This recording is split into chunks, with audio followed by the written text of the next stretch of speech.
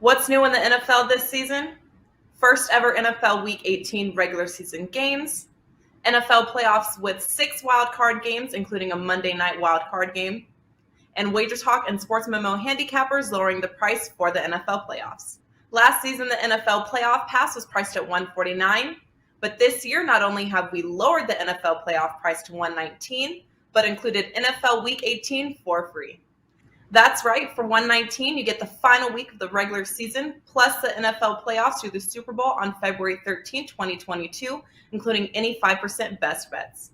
No coupon code is needed. Just go to your favorite handicappers page at WagerTalk and Sports Memo and choose the NFL playoff pass in the football dropdown. And don't forget, if you buy before this weekend, get the remainder of the NFL regular season included for free.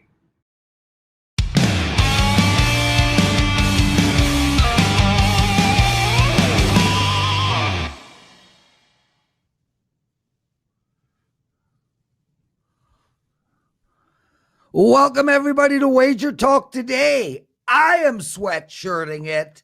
He is sweatshirting it. It is freaking cold in Toronto. I'm Lawrence Presman, Steve Merril, sitting in for Teddy. Maybe not for long. Teddy's having internet issues. Steve, you're our guest today, too.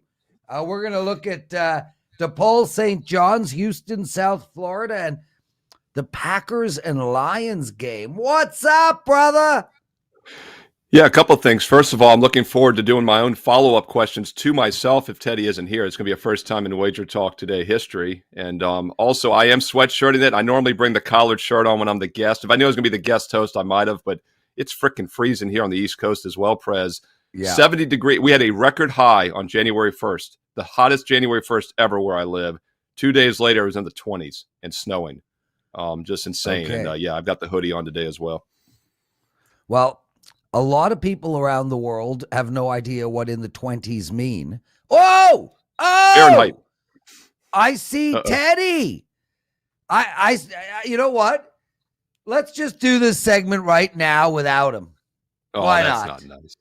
Now, okay, bring him in. Teddy Covers. What happened to your internet? And also your ring light, dude. We need to see that happy face of yours. So the ring light is on. They will adjust as soon as I got my internet connection back on. I don't know what happened. I went down to take a shower. I came back up. I had no internet. So he's on the dark web. I reset the modem and rebooted the computer and waited a couple minutes, and now it's fine. So all's well that ended well in that regard. Well, I just want to let everyone know we need 100 likes for the daily presidential address.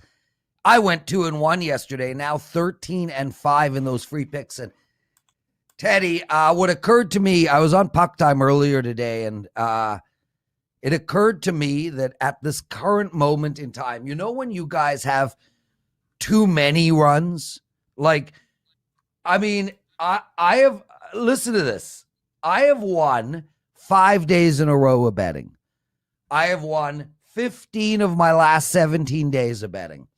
I am rolling in NBA. I'm winning in college hoops. My NFL right now is on a 16-5 run. My NHL is on a 9-2 run. My all sports total run is 20-5. I have the runs. Right now, it is sports betting diarrhea going on in the Prez household. So make sure to play all my plays because I have the runs. Just wanted to get that out there. I was Teddy, hoping that I'd be able to log on and hear you bragging about your runs and hear you. Well, there you go, Teddy. I'm there for you. How good you are and all that. Yeah, absolutely. That's exactly what I wanted to hear. Right, 100%. Yes, I got you, baby. I got your back, Teddy Covers. I got your back. What did you learn last night in the wonderful world of sports betting? Well, it was a $2 Tuesday. I want to tell you guys about the $2 Tuesday experience, all right? $2 Tuesday is all about new signups, getting guys to dip their toe in for $2. It's smart marketing, all right? But the difficult problem with $2 Tuesday, especially during football season, is a lot of times you put up football plays early in the week, and I haven't been great with them. Really haven't. So they're like, you got to be the $2 Tuesday this week. I'm like, all right, I'm doing hoops. You know, nothing where you got to wait till the weekend. And the Grizzlies stuck out like a sore thumb yesterday in the betting marketplace to me. My number and the betting market number were way off. So it's not just a $2 Tuesday play, it's a 5% big ticket. I've only had 2 all year in the NBA. This one's number 3. And it's a sweat. And my NBA has underachieved this year. It really has. I've seen stuff fairly clearly from day one, but I haven't been able to execute my betting strategy effectively. When I struggle in the NBA, that's usually why. And there's only one way out. Work and maybe discipline, but you got to stay true to your meta game when it comes to the NBA. And I've been really trying hard to do that in recent weeks. It's finally paying off. Been on a good NBA run since Christmas. So here we are in this sweat of a game last night. The Grizz down double digits in the second. The one thing you don't want to do is sell a shitload of plays, make a big bet, and then get blown out. They went on a 13-0 run before halftime. And you know me, Prez, I'm pretty jaded. I don't get all excited. I was excited when they went in the third. I was going nuts. And then it's tight the whole second half. It's tied at 104. You know how these plays go. When you're on the right side of the end game, you win them. When you're on the wrong side of the end game, you lose them. John Morant with the bucket and the steal and the bucket, and I'm going nuts. What I learned last night, Prez, this is something I don't say often enough. Sometimes this is really fun. Last night it was for me. How about you? Well, that's nice. That's nice to hear, dude. I didn't learn much last night. I spent most of the night in the washroom. I have the runs. So yeah, that was really, I went 3-2 last night. I had Sacramento and I lost by a basket. I hope you watched the end of that game. Did you watch the last possessions? No, actually, you don't want to know what I was doing at that time. I don't, but anyhow, it was. I was in the toilet. I had the runs. The Lakers go up 8, right? The Kings miss. The Lakers go up 8. And Sacramento, the Lakers aren't defending. Harrison Barnes is driving to the hole. He's going to lay it up and in, and it's going to be a 6-point game. But he trips, and the ball bounces off his leg and goes out of bounds, and you lose by 8 instead of 6. That's how you lost that game last night. You had a lead with under 3 minutes to play. Sacramento, I know. A bad end game. I did check it out with around 3 minutes to go, and then I had to run to the washroom again. Teddy, Covers, Lawrence, Presman, you're watching WagerTalk Today, and dude, this show's unbelievable. Honest to God, the information is spectacular. One of the hosts is freaking hilarious. The other's misery just balances that hilarity. I don't know if there's a better show out there, man. I would be blown away. Teddy, remember the good old days when I went, you see, World Series of Poker senior event. Yes, I cashed that. Had the runs then too, bro. Is this the Prez brag all show today? Let's bring Merril. Yeah, bitches! Steve Merril. Look at what he's wearing, Teddy. You'd think he knew he was coming on this show, man. I'm sweatshirting it, but at least my sweatshirt looks like it was bought this century. Teddy, it's Teddy's new favorite team, the hottest point spread team in the country. Who, by the way, their game tonight at Elon and Sunday have both been canceled, Teddy. So you will not be able to ride the Tribe for over a week. I know. Yeah, and Teddy, one of our listeners, Case Slater, made a great point. He did point out that you are the hilarious one. So there you go, Theodore. There you go. Steve, let's get into it. DePaul St. John's -5, 151.5. Where are you going in this game? Yeah, I'm going to talk some college hoops. The last 2 years combined, guys, #1 at WagerTalk.com. It is now January. It is conference basketball. This is the time to be playing college hoops. Football's winding down. Let's make some money. I'm going to look at 2 games here on the show for you free today. Kind of a big picture takeaway of how I handicap college hoops. Prez, I didn't even tell you ahead of time. I got a promo code HOOPS299. Rest of the college basketball season today and today only right here on this show, HOOPS299. Get you the rest of the college season for $2.99 instead of $5.19. That's at WagerTalk.com. Steve Merril. First game here goes at 6:30 Eastern tonight on Wednesday. As you mentioned, DePaul and St. John's. I always talk about on the show how I look at pace of play. I like to maybe look at slow teams versus fast. Well, the 2 games I'm looking at today, we have 2 fast teams, 2 slow teams, but there are ways to handicap those games as well. And St. John's is a team that's been overrated this season. And one way you can say that they're overrated is you look at the difference between their point spread record and their straight up record. They're 8-3 straight up, but they're just 4-7 against the spread. And they've not done well down the stretch here. After a decent start this season, they've gone 1-7 ATS their last 8. So this is a team that started 3-0 against the spread, became overrated, but it's just a huge money burner. I think this actually might be a decent spot to jump back on board, though, because they play very fast, one of the fastest paces in the entire nation. DePaul also likes to play up-tempo, full-court basketball, and I think St. John's does it better, the better team. This is an angle I've talked about a lot here on the show. When you have two fast teams, I like the home team that does it better. And this line was 5 earlier. Now it's down to 4.5. The over also, I think, is worth a look. It was 151.5 this morning. And when I sent it over last night, as we came on the show live here within the last 5 minutes or so, if you look at the WagerTalk live odds screen, it is hitting 152 in most locations. So there's a little bit of money coming in on the over. I thoroughly agree. I think it'll be a fast-paced game. And I think St. John's gets back on track after a really bad showing against Pittsburgh, in which they shot just 35%. By the way, Pittsburgh plays extremely slow. DePaul just lost to Providence on Saturday. They play extremely slow. So you have both teams coming off slow-down half-court opponents. They're going to be licking their chops to play fast. So I lean St. John's, but I think the over 152 is the best play tonight. What do we do with these teams that have been sitting for weeks, like the Red Storm? They haven't played since a week before Christmas. So it's been real light for them, thanks to all the COVID stuff they've been dealing with, as opposed to DePaul that's played, 2 games in the last week and is more they're not in good current form, but they at least have a current form to talk about. What do we do with the layoffs right now in college hoops? Yeah, you would think a long layoff would maybe hurt the offensive rhythm, right? It would help the defense. But if you look, there's been some teams that have really played well off the layoff. In fact, once again, referencing William & Mary, a team we've been talking about recently, they had that 2-week layoff, came out and beat Hofstra outright as a 15-point home dog, and they shot extremely well in that game. I've seen several teams here the past couple weeks that I've been tracking actually have pretty good shooting nights after the layoff because they're fresh. I also like the matchup for that reason. That's another reason I lean towards St. John's as the side as well, because they have had a couple weeks to game plan for this one, whereas DePaul is on the quick turnaround after just playing Saturday, playing Butler on Thursday right before that. Both teams, though, coming off bad shooting nights, 35 and 30% against half-court slowdown teams. So I think we get some value with the over now, and I think the layoff will actually favor St. John's as far as the matchup.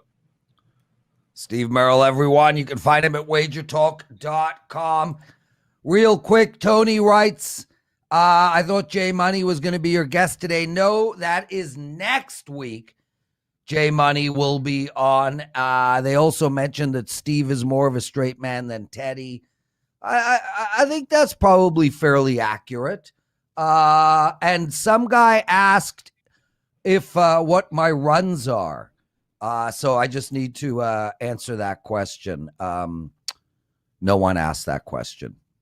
I just wanted to watch Teddy's face as I said that. Steve! Houston at South Florida, -15, 120. Dude, are they expecting South Florida to put up any damn points? 120 on a -15 game? How do we handicap this one? Yeah, and actually this morning the total has gone up a teeny bit since last night. I'm now seeing it around the 121.5 range. The team total, of course, is very interesting on this one. As you mentioned, South Florida's team total is 53.5. Houston's around 68.5 in this game. And that's because South Florida is a terrible offensive team, but more so Houston is a really good half-court slowdown defensive team. In fact, this game is the exact opposite of the one we just talked about. DePaul, St. John's, two fast full-court teams. Houston and Florida, South Florida, both play extremely slow half-court basketball. So that's why the total is so low. And it makes you a little nervous playing a big favorite in this price range with a low-scoring game, but I just don't see South Florida scoring here. You could look under the 53.5 team total, but I think if they hold them under that, they're going to cover the 14.5. So I like Houston here. South Florida also has been off for about a week and a half. I don't see them getting any better off. I think this situation, Teddy, with the layoff actually does not help a team. One of the worst offensive teams in the country against a really good half-court defense. Only the second conference game of the season. I think Houston rolls in this one. Now, Houston suffered a couple of key injuries of late. Does that concern you at all about the Cougs? Failed to cover last time out as double-digit chalk against Temple, but obviously they've been a real good point spread team basically all season long, in large part due to that defense. But are the injuries for Houston concern you at all? little bit of concern, and you're right. They definitely had their worst showing of the season offensively, but that's actually one of the reasons I like them here in this game. I think even a shorthanded Houston squad is much, much better than South Florida. And the fact that Houston did just shoot 37% and still beat Temple on the road on Sunday actually got my attention in this game because I like to play Class A teams, as you know, whether it be the NBA or college hoops coming off a bad performance. Here they're actually coming off a win, but they did not play well, as you said. So I think that actually is one of the reasons they will be focused here. And I actually kind of like them better because they didn't shoot well the other night. Steve, Teddy, we got a great question in the chat room, and you know I do like to answer some of these great questions. DSAJ says, Prez, what are your runs? No, in all seriousness. Oh, I'm in a good mood today. They asked, do you focus only on win percentage in each sports or profit? And honestly, for me, because I bet 3, 4, and 5 unit plays, I'm all about profit. I'm happy to go 52% and make 30% ROI as opposed to going 57% and making 5% ROI. So for me, it's 100% profit. I don't care what my win percentage is, Teddy. It's got to be the same answer, right? I mean, in the money line sports, you worry about your net units of profit more than you worry about your winning percentage. In baseball, obviously hockey, the sports where you're betting money lines exclusively. But in your footballs and your basketballs, your winning percentage is the moral equivalent in general of your ROI, your return on investment. You don't either can be one is I'm comfortable using one or the other, whether it's net profitability or there's win percentage. But be aware of the difference between your money line sports, baseball and hockey, and your non-money line sports when it comes to winning percentage versus profits. There's lots of guys that'll play $2 favorites all summer and talk about how much they what their great winning percentage is in baseball, but at the end of the season they're down net units. So there's my take. What about you, Steve? Steve Merril, the oldest looking teenager ever on WagerTalk Today. What is your opinion? Yeah, I was going to say, first of all, I am younger than both of you, so at least you got that right. And but yet my knowledge is very wide still. I've been doing it as long as both of you. No, I mean, look, big picture, units won is all that matters, right? You'd rather win 30 units and hit 58% than to go 7-3 and win 3.5 units on the season. But with that said, risk reward is how you have to look at every form of investment. And if you're playing a lot of games, there's still more downside risk, more volatility. So you have to be able to handle that. And for the recreational player, they can't stomach like a 1-9 night, So that's why I always make sure I'm extra selective, try to do 2 or 3 plays a night. Yeah. And units won is what matters. But for the recreational players, I think you have to have decent win percentage as well just to keep them in the game. Yeah, Jay Burnett points out, Steve, that you are the youngest, but you have the most problematic hairline. Well said. And Brian Wright mentions Prez is oven. Teddy is looking like a silver fox skinny Christian Bale. Stay away from my wife. Who do you think he's referring to, Teddy? You or me? I think it's me, dude. I'm because I perv hardcore on Josh Allen's wife and I constantly ponder Sam. I think he's referring to me as the pig who's after people's wives, but maybe it's you. So one thing that I learned the hard way is you don't hit on anybody else's wife, man. I learned that lesson. Was that early a on. pun? Was that a pun? No, it was not. Okay. Just checking. And of course, one of our listeners, what's his name? Yeah, Mopert. Prez, what are your runs? Well, stay tuned. We'll get into that in the daily presidential address. Otherwise, Teddy's going to quit the show. Green Bay -2.5 at the Lions, Steve.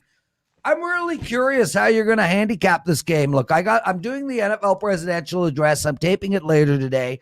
I've obviously done my work on the NFL this week. And man, I wrote, hell no, I'm not going anywhere near this game.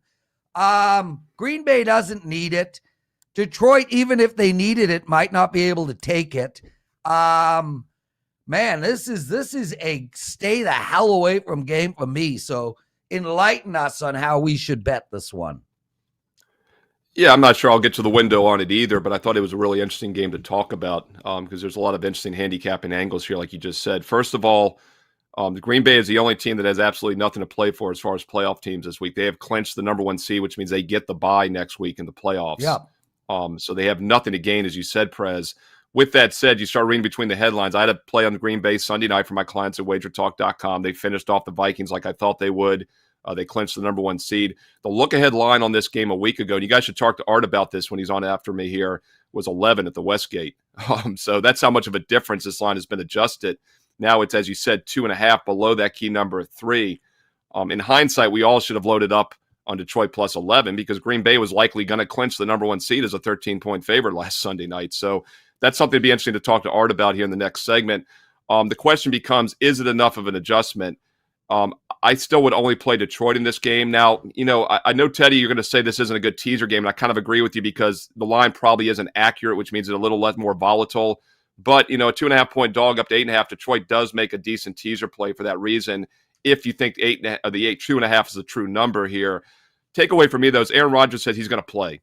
He has a broken pinky toe. Why in the world would he play? Maybe he's going to play a series or two. I'm treating this like a preseason game where at most the Packers starters are in for maybe a couple series or the first quarter. I get that. They don't want to be off for 2 straight weeks. They're going to play him a teeny bit. So the question becomes, is Jordan Love, who's only basically thrown 41 passes in his career, has been very mediocre doing so, going to be better than the Detroit starters for the last 3 quarters of the game? I'd like to get 3 or more, but at 2.5, Detroit's the only way to play this one. Green Bay also 12-3 against the spread the last 15 since that blowout loss in New Orleans to start the season. They've been the best point spread team in the league. Detroit, though, 2-13 and 1 straight up, but they're still 10-6 against the number. They've been a feisty underdog this season, so I see no reason for that to quit. It's an interesting game to analyze here, and I think Detroit's the only way you play it. I'm not taking the fact that Aaron Rodgers wants to play very serious. If they're the coach, why would you possibly risk him, and why wouldn't you give him a couple weeks to heal the toe? And then on top of that, why wouldn't you want to get Jordan Love some experience? So I'll take a shot with the home dog that's got a lot more to play for, more focus, and have better players out there maybe for most of the game. So I'll keep this question short and sweet, Steve. Can't the Packers backups beat the Lions starters? Lions starters are pretty rough.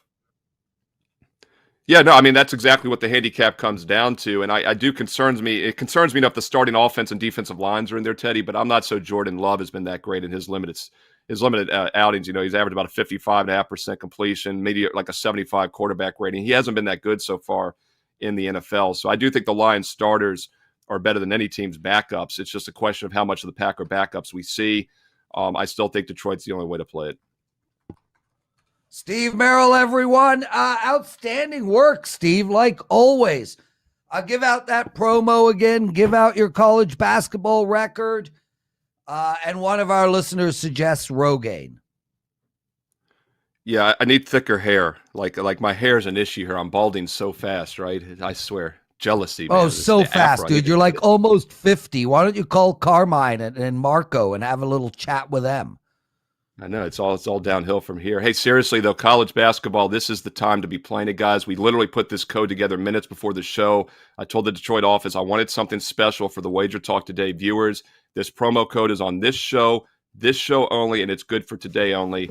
So pay attention. The rest of my number 1 ranked college basketball season, every play, every day through the NCAA Final Four, the finals in April, for a very low price, just $289. You got to have promo code. I'm sorry. $299. I lied. $299. It's normally $489. See, this code is so fresh, I'm confused. Hoops 299. HOOPS 299. Hoops 299 gets the rest of my number 1 ranked college basketball season for just $299. Normal price is $519. We dropped it down to $489. But if you have the promo code Hoops 299, you get the rest of the season for just $299 today and today only. Steve Merril, WagerTalk.com. Awesome stuff, Steve. Brian Wright writes that his wife saw me in Wager Talk Today and thinks I'm hot. Brian, get her to email me, get her to call me. I'll fluff her, no problem. I'll get her all ready for you. I take care of all the clients, customers, and listeners at WagerTalk.com. So I got your back, bro. I got your back. Teddy, what's up? We have breaking news in the NFL, and when a line's about to move 7 points, I want to let everyone know. Joe Burrow's been announced as out for the Bengals. The money is about to come pouring in on the Browns. It's already doing that at many books. So if that's a game you're interested in, move quickly. God, I really hope it's not his ankle from that idiotic stupidity at the end of the game last week. Could you imagine this guy is out for the playoffs because of that piece of moronicness? No, what happened is the Bengals clinched their division, and the coach knows full well that it has nothing to do with seeding. So the that's fact good. that Burrow's sitting is likely an indication of how Cincinnati is approaching this game, which is why the money is pouring in on Cleveland right now, even without Baker Mayfield in the lineup for the Browns. Excellent. I like the under in that game, just to let everybody know, but obviously the line will be moving there too, so I've got to check that out later. Teddy. Okay, still like the under. Teddy, brother, let's take a quick break. We're going to be right back with your big game breakdown. We're going to talk about my runs, and of course, anyone else out there that needs to get their wife excited, get her to email me. We'll be right back. Art DiCesare as well. Have you ever wanted to create your own handicapping dream team? You can now build your own superstar handicapping lineup using our Pick Your Team program at both WagerTalk.com and SportsMemo.com. Even more exciting, until Sunday, January 16th at midnight, you can save 15% off your Pick Your Team using coupon code PYT15 when checking out. Dave Koken, Marco D'Angelo, and Ralph Michaels, John Ryan, Joseph D'Amico, and Rocketman. The combinations are endless, and you can choose up to 5 handicappers. You start saving once you choose any 2 handicappers of your choice, and you can pay as little as under $6 per handicapper. Who will make your dream lineup? Just go to WagerTalk or Sports Memo, click Pick Your Team, and personally hand-select your handicapping roster. Don't forget, coupon code PYT15 will expire January 16th, so make sure to get your 15% discount.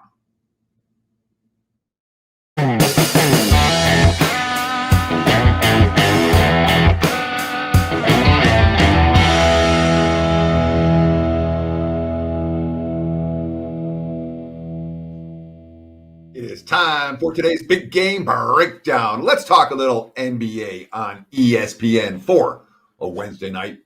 The Dallas Mavericks and the Golden State Warriors. Right now, looking at the WagerTalk live odds screen, I'm seeing Golden State 5.5-point road favorites in most locations. Total sitting in the range of 215. There are some 214.5s out there. I'm going to talk total for this game. The Mavericks, 4 straight unders. They've gone way under. Every opponent during that span has been held to 96 or less. Although it is worth noting, they didn't play any good offensive teams during that span, but they have been staying way under the total of late. And of course, Dallas ranks dead last in the NBA in pace, number 30 in pace rating, slower than Philly, slower than Miami, slower than New York. That's why this total is as low as it is. When you have a team that's dead last in pace ratings, you tend to get low totals.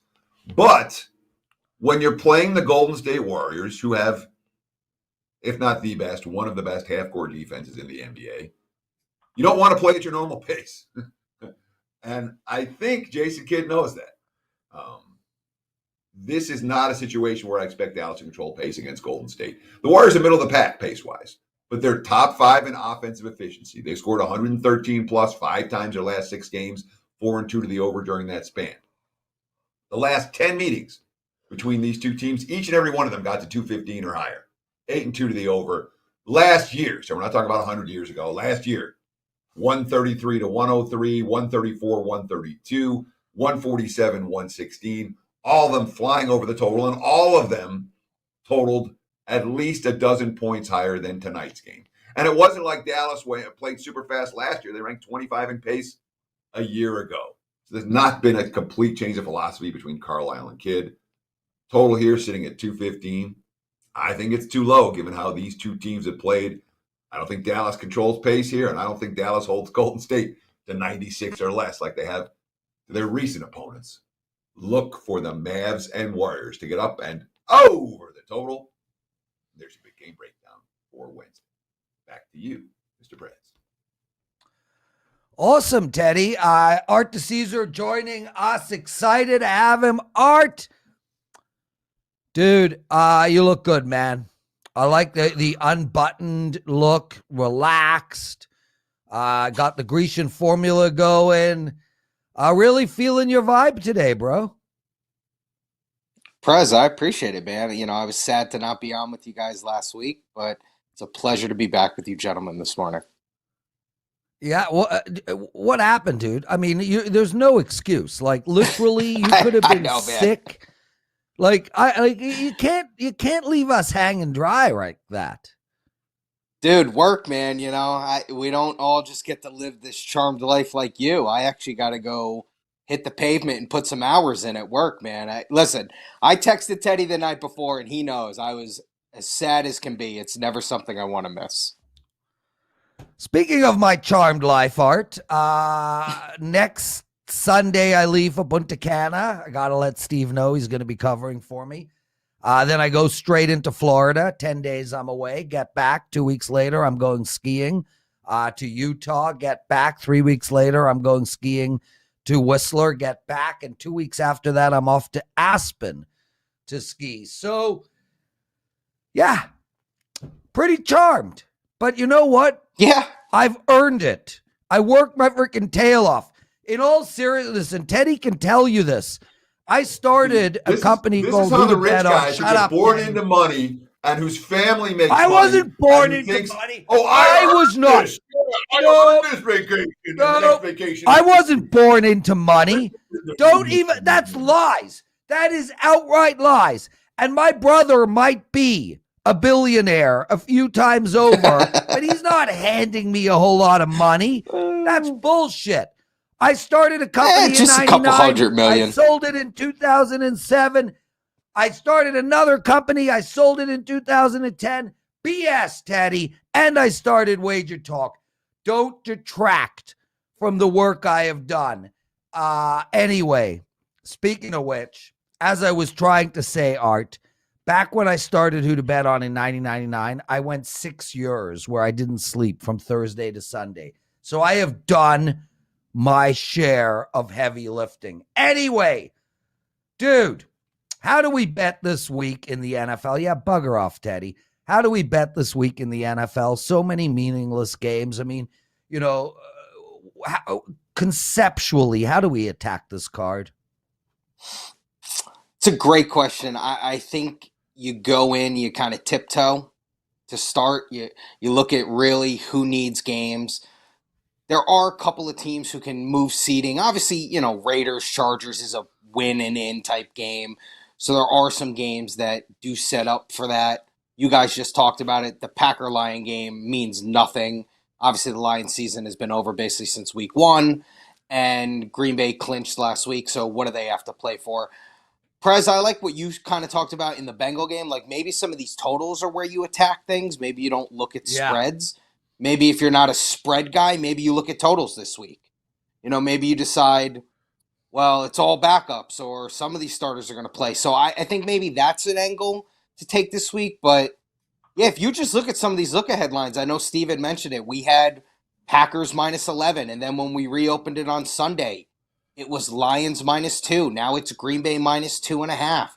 Some of these openers from the week previous and then Sunday openers have moved basically a touchdown. So you got to be really careful and obviously stay on it. And kind of like I think Teddy said, or it might have been Steve, where you treat things like a preseason game.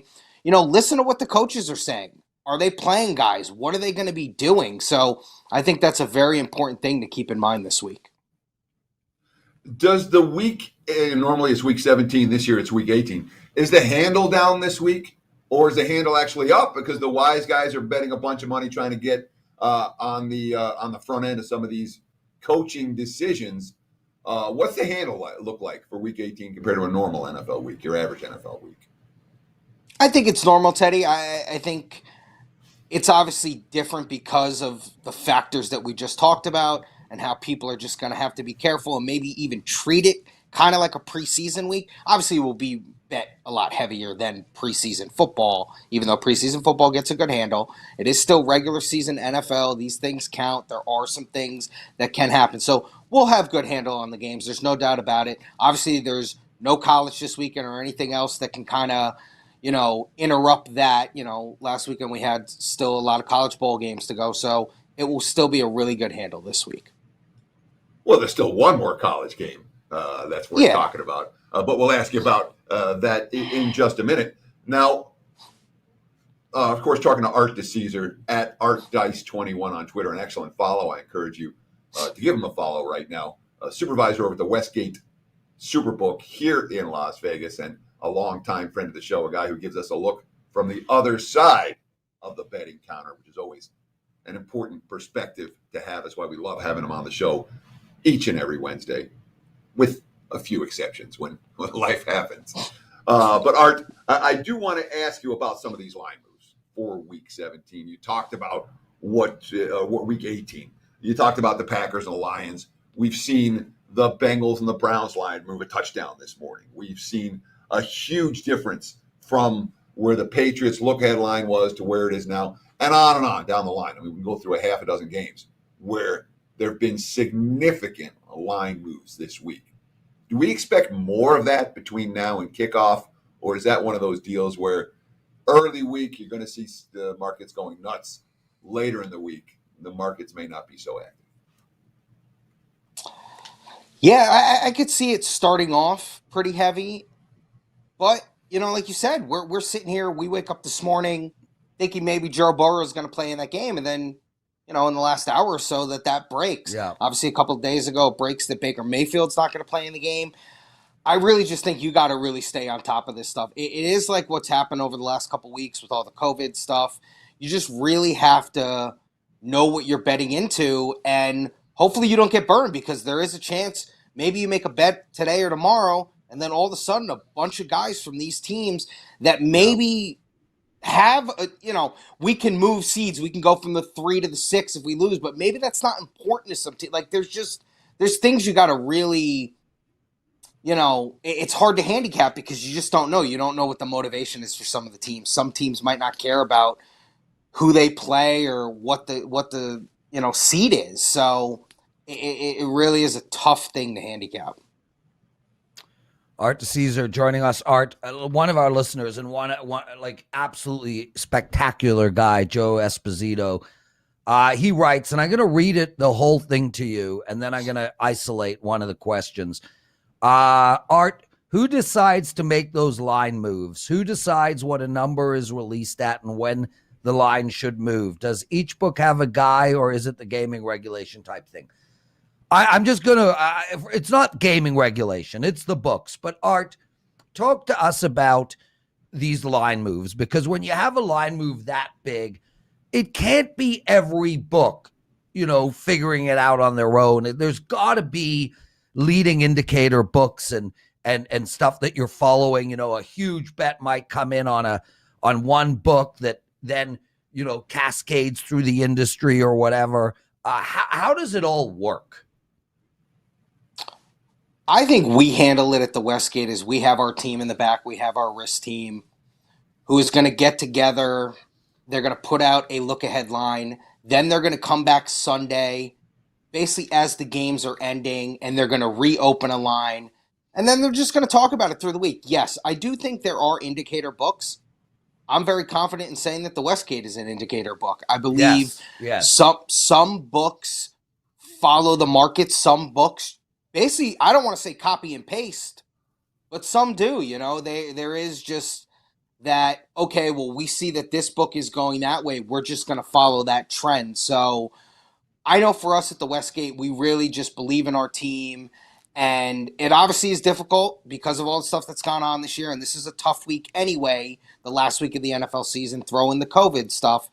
But we believe in our team and believe in the numbers and believe in making the right moves. Do you always make the right move? Of course not. But we believe in what we do. So I'm very confident in what our guys do and have no problem saying that I know we're an indicator book and know that we usually are the ones setting trends. Art DiCesare, everyone. Art, let's just talk a little bit about some of the games that mean something this week. I mean, Dallas does need to win in order to keep home field advantage against Arizona. Obviously New Orleans needs to win. San Fran, that's an important game for both teams. The Rams host Tampa Bay if they win. They go to Tampa Bay if they lose, and Tampa Bay wins. And obviously San Fran is in must win. And then you have an all or nothing Sunday night game between the Chargers and the Raiders. Can you talk Can you give us any bets inside of there that you're hearing, seeing, feeling? Well, let's start with the Eagles-Cowboys. That was a look-ahead line of 3.5. Reopened at 1.5. Now it's 7.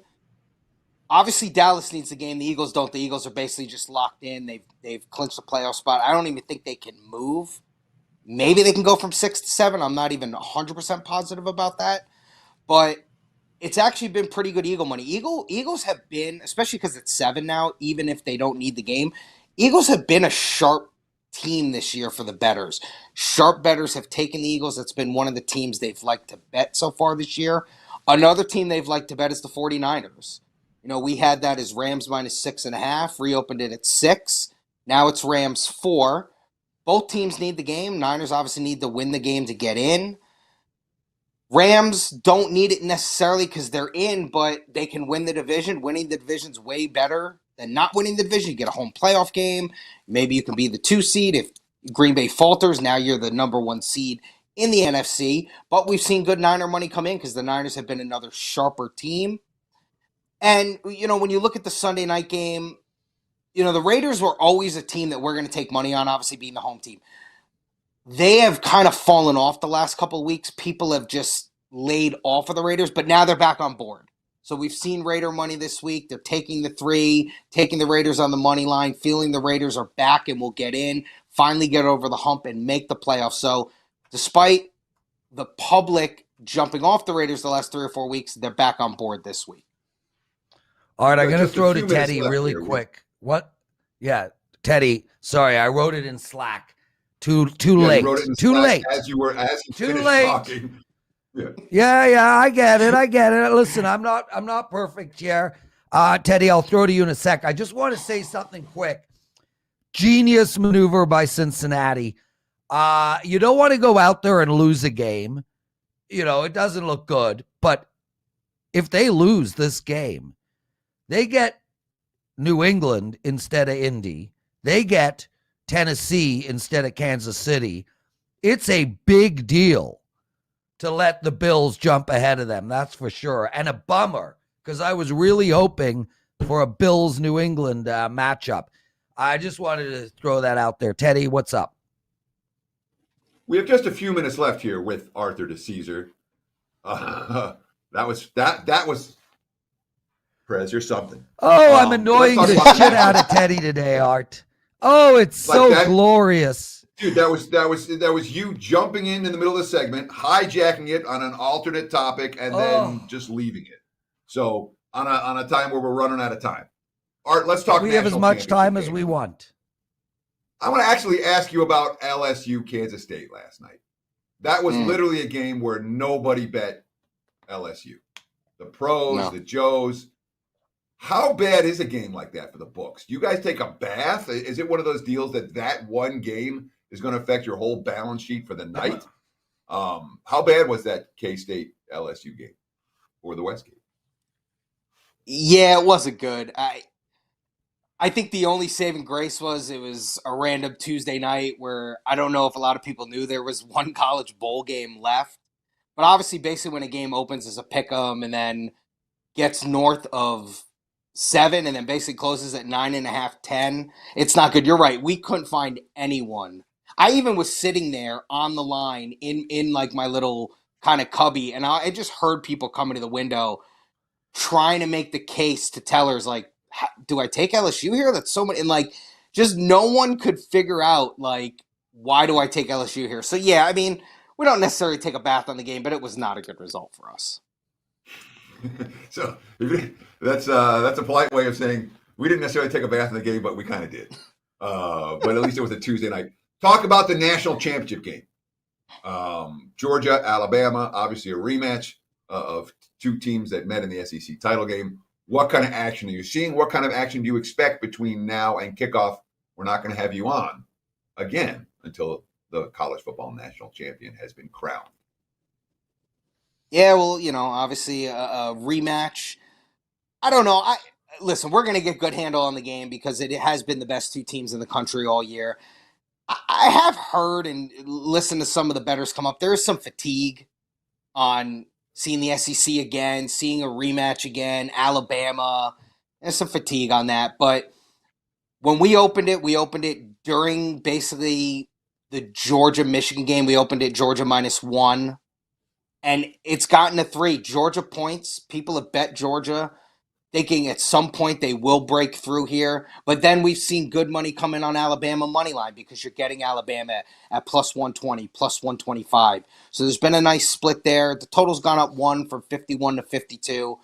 Obviously, we're sitting here on a Wednesday. The game doesn't go to Monday, so we'll get a lot more betting going in. It'd be interesting to see if we have a lot of stuff tied in, too, because that's the Monday game, and it's not a Monday night football game. So we have a Monday night college football game. A lot of things tied in with teasers and money lines from the NFL going right into the last college football game. But right now on the spread, good Georgia money, and then good Bama money on the money line. Art, I got. Before we let you go, Art, I do want to ask you about today's basketball card. Anything actionable you're seeing? Where's the sharp money coming? Who's the public like NBA or college hoops for tonight? Yeah, absolutely. A couple of college hoops games to jump on. Alabama, who's ranked 15th, goes to Florida, who's unranked. Classic unranked team giving points to a ranked team. Game opened as a pick'em. It hit 2 for a second. It's now -1.5 Florida. A lot of people, that's one of the sharper angles where they look for that, and then the public will look and go, how's a ranked team getting points? So you'll see the public bet the ranked team getting points. Sharper players will take the unranked team giving the points. And then Texas Tech at Iowa State, a Big 12 big matchup. Open -1. It's now -4.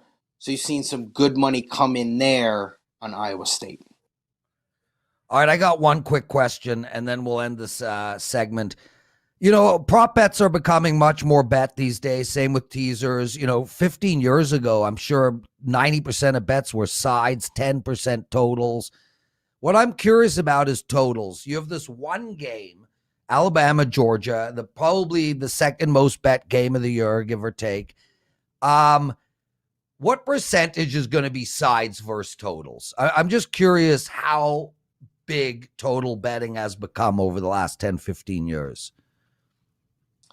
That's a great question, Prez. Obviously, we've touched on the props a lot, and props are really gaining a lot of steam. And over the next 5, 10, 15 years, props are going to be a big thing. There might be shows that are just dedicated to props because they're just already going to become a thing.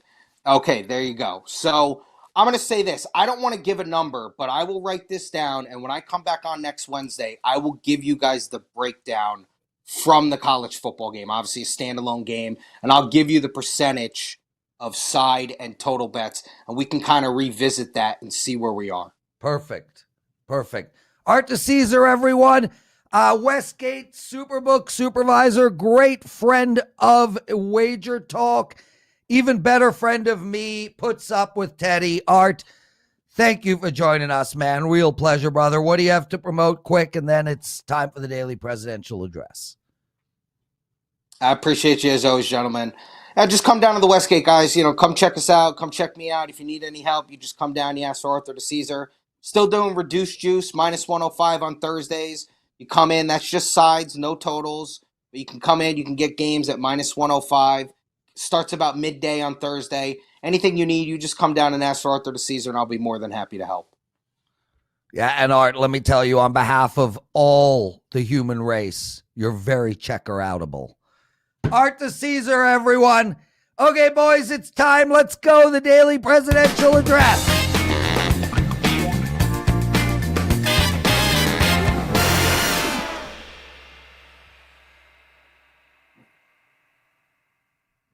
What a show on Wager Talk today. I annoyed the shit out of Teddy, the highlight of my day.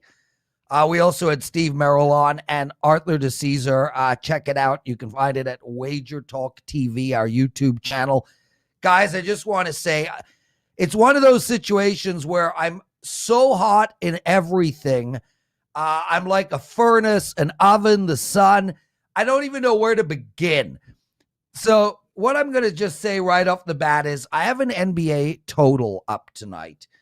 If there is one play that you need to play tonight, it's my NBA total. I am on a 20-5 all sports total run. 20 wins and 5 losses, an all sports total run. So I have an NBA total. You can grab my entire package. It comes with 3 college basketball plays as well. I also want to mention NHL. I have a couple of NHL picks for you guys, but when is the best time to buy a handicapper? The best time is when that handicapper perennially wins at a sport and then starts terribly and turns it around. That's how you can get a handicapper as he's on his way up and not when he's on his way down and it's trying to reset. With that said, I'm on a 9-2 NHL run, and you guys can get the rest of my season for $299. Use the promo code NET299. Yes, I will get to my free picks. I'm on a 13-5 run in these free picks, and I'm taking Edmonton and Toronto under the total of 6 tonight. No Connor McDavid. Toronto's a tough team to score on. I could see this game being around 4-1 to the Leafs. The side is unbettable, so I'm going with the under, and I like the Pittsburgh Penguins on the money line tonight around -140. That's it for me. Teddy, my brother, I'm having a fried chicken sandwich today. Unhealthy, but delish. Take us home. That's going to wrap it for the Wednesday edition of Wager Talk Today. Thank you so much for taking time out of your busy day to hang out with Prez and myself and our guests. We'll do it again tomorrow, same time, same channel, 9 a.m. here on the left coast, noon for you back east. Between now and then, enjoy the games and good luck.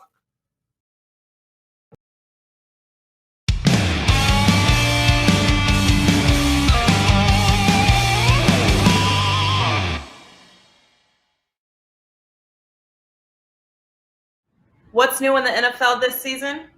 First ever NFL Week 18 regular season games, NFL playoffs with 6 wildcard games, including a Monday night wildcard game, and WagerTalk and Sports Memo handicappers lowering the price for the NFL playoffs.